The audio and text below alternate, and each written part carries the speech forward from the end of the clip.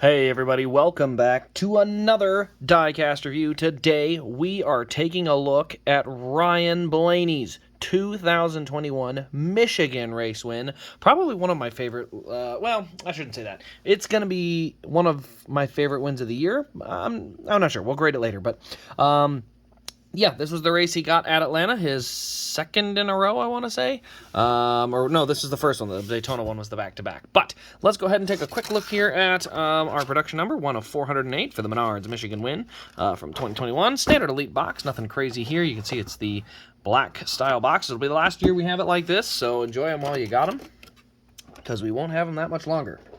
All right, so I have 3 items, 2 of them that came with and 1 extra.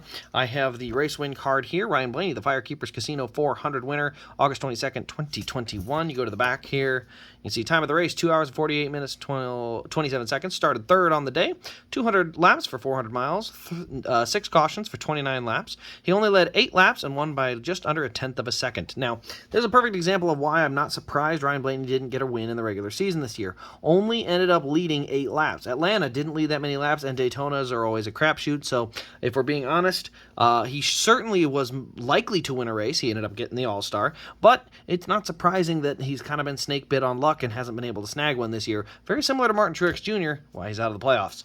Also does come with a race win sticker here. You can see that, and we've got the official Firekeepers 400 event pin here. You can see the Firekeepers Casino 400, August 22nd, 2021. And so these are also available on the website. I have a few extras of these, so you can find those there. They go great next to the car. At least that's what I like to do with them, is put them up next to the car. Obviously, if you've seen my collection at all before, you can tell over here, I put the pin from every race I have attended. The only one was that one they didn't make a pin for, but every other single one, you can see I've got pins for every race I've been to. That one actually doesn't have a pin because it's over there. That's supposed to be a Benedetto custom at some point. But yeah, you can see pins for all of them over there. So yeah, just like to show that off. That's kind of why I have them and why I enjoy them. But let's go ahead and take a look at this Blaney win diecast. And well, unfortunately for you Blaney fans, have to be a little patient waiting for the All-Star win to be the next one. So let's move down the left side. You can see we've got our bright highlighter yellow Menards car. I'm not gonna lie, I'm not a fan of the bright yellow Menards colors. However, what I will say, the red accent, I love it. I'm really loving the red accent. So you can see we got that black number 12 on the bright yellow Menards colors. We got the highlighter rims here. You can see we have this issue again on the tire where you can see it's stamped. All 4 tires once again have that weird stamp on it. Not sure what the heck those are. But I'm going to have to ask, see if I can call into Lionel or get somebody to answer. I'm not that, it drives me a little nuts. I'm just curious because I've noticed it on a few different cars randomly, and it's definitely not part of the original design. So something got painted on there or something like that. But you can see we got our ethanol ring there, a little bit of fuel spillage out the back. We got Berlin Raceway up there, Dex Imaging, and then the one winner sticker. You can see a little bit of the rubber buildup along the roof there. You can see Blaney on that front windshield. Roof flaps do pop open. They're a little snug, but you can see they fit really nice together, and the decals look great. As you go to the back of the car, you got Menards back here, a little bit of dirt on there as well. DIN number is 313. That's just a piece of, yeah, that's just something that falls off. A bunch of the Menards sponsors here, you know, the Maytag, the Libman, all those sponsors are eventually on the hood throughout the year with the Menards car. You can see here on the right rear, a little bit of buildup right there in front of the fender.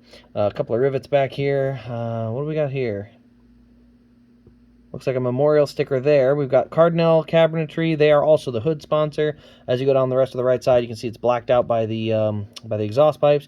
And you can see the tires still have that gray stamp on them. Like I said, that gray stamp, guys, I think we all have to work together and either spam Lionel or get some questions going as to what's going on, because that I just need an answer. It's not that I'm going to go nuts on it, but I need an answer as to what in the world it is, because I've found it in a number of places where it has that stamp. So anyway, back around to the front, you can see we got Mustang here. There was a lot of pushing as it was Michigan, so you can see a little mark there across that front end. You can see a little bit of buildup on the nose and on the hood, but it's not too thick.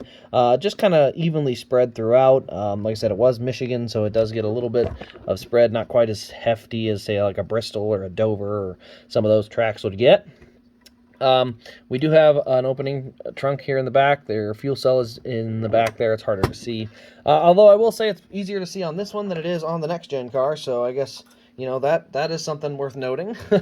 So here you can see under the hood, we got our blue valve covers, silver air filter container, air filter here. We got the couple of belts, a black alternator, black belt, gold gears. You can see here we've got the radiator and a couple of supports up there as well. Posable wheels, all that stuff there. We go around to the bottom. You can see we got DIN 313. We got the functioning rear suspension. You can see how that bounces up and down. The tire doesn't look like it's on quite right. There it is. There we go. I don't know what the deal was.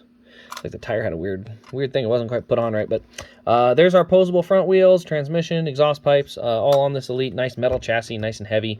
But overall, it's a real solid car. I don't know if I think it's probably the least race damage, but it might be, in my opinion, one of the better paint schemes from the year. Like I said, I love the red on the front of this car. I think it looks really good. You know, a lot of them, they always use a dark or a green color. I think this is the first one I've seen that's been made with a bright red color on the hood, and I'm a big fan of it, so I really like it. But anyway, guys, that'll pretty much wrap up this diecast review. Let me know your thoughts in the comments below. Also, turn on the notification bell and subscribe for more diecast content. You can find the pin and the car available at rasdiecast.com, and make sure you use the promo code RaceCraze at checkout.